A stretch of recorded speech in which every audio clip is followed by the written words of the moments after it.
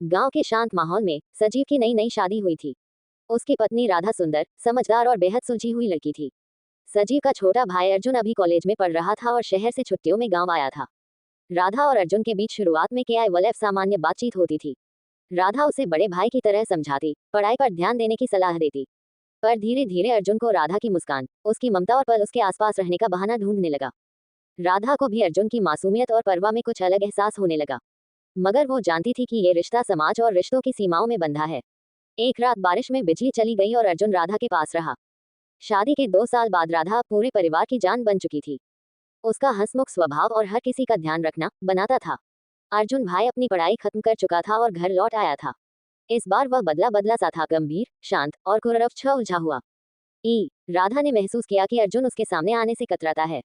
एक दिन वह उससे पूछ बैठी, अर्जुन, तुम मुझसे कतराते क्यों हो? अर्जुन ने नजरें झुका ली और बोला, कभी कभी कुछ एहसास इतने गहरे होते हैं कि उन्हें बयां नहीं किया जा सकता। राधा समझ गई कि अर्जुन अब भी उसे दिल से चाहता है। कुछ पल के लिए उसकी भी आंखें भर आईं, लेकिन उसने मुस्कुराकर कहा, हर रिश्ता पाने के लिए नहीं होता अर्जुन, कुछ सिर्फ महसूस करने के लिए होते हैं। उस दिन के बाद अर्जुन ने खुद को बदलने की ठान ली। उसने खुद को काम में व्यस्त कर लिया और गांव में एक स्कूल खोलने की योजना शुरू कर दी। राधा उसकी इस नई शुरुआत में उसका साथ देती रही, एक दोस्त, एक प्रेरणा बनकर। सालों बीत गए, अर्जुन अब गांव का आदर्श बन चुका था। उसने शादी कर ली और राधा उसके बच्चों की भी भाभी से बढ़कर मां जैसी बन गई।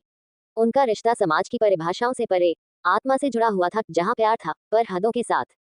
सच्चा प्यार वही होता है जो रिश्तों की मर्यादा निभाते हुए भी दिल से दिल तक पहुंच जाए।